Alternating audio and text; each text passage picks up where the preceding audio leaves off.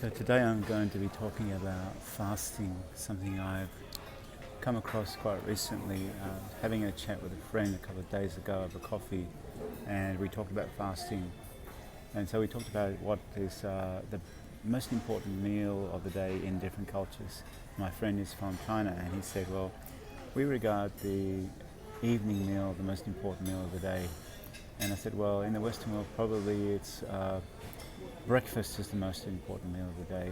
You know, it gets some energy for you to get through the day.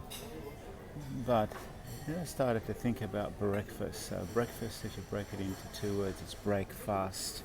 So I've been reading a lot about fasting and doing some experimenting with fasting as well. So let's just think about how you break the fast. A typical situation would be I would eat at say 8 o'clock at night, my last meal. Now, what you do next is important to understand the fast and when to break it. In other words, to have your first meal of the day that breaks the fast. So if you have your meal at say 7 or 8 o'clock, and then you have a little bit of a snack, some toast, maybe a cookie, some banana bread, I don't know if you have a cafe at home, or you maybe have a glass of wine or a beer, and maybe a hot chocolate before you go to bed. You haven't really fasted yet. Now, when do you would normally have breakfast? A lot of people, because they're getting ready to go to work, they may get up and make themselves a bowl of cereal or whatever is common for your household. And you probably would do that before you rush out the door. So you're probably eating somewhere between 6 and maybe 7:30. So let's count the hours. So you had your last piece of food, some snack, let's say for argument's sake 10 o'clock. So you have your meal, say 7, or your breakfast 7 o'clock. So that's about 8 hours. Think about that. Is that enough?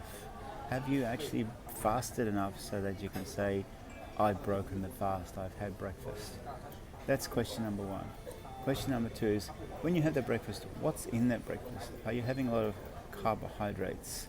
So they'll give you a quick burst of energy, but then it will leave you flat mid-morning, and you'll be going for your coffee and reaching out for something not very helpful, like a cake, a scone, a muffin, whatever it might be.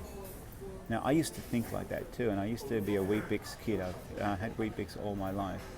And I found a pattern. I would have my Weet-Bix before leaving home, and I would be starving by mid-morning.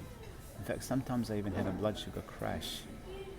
Recently, I've switched my breakfast from a high carbohydrate breakfast to a high protein breakfast. I've also done something to address the fasting issue as well. So my typical day would be I'll eat my evening meal at 8 o'clock, and I'll go right through to, depending on my schedule, till 10 or 12 o'clock the next day. So I'll be going somewhere definitely over 12 hours and probably in the region of 14 to 16 hours before I actually break the fast. And I'll typically have a small meal that will have it's like bacon and eggs or something like that, some avocado. Basically keep the carbs really low and fuel myself with protein and fat. And it's really been the best thing for me. So that's my take on breakfast. So number one, are you breaking the fast? Secondly, what's in that breakfast that's going to actually set you up for success for the rest of the day and not leave you rushing to the cafe for a scone or a muffin? Let me know your thoughts. I'd love to hear what you do and what works for you. See you now. Bye-bye.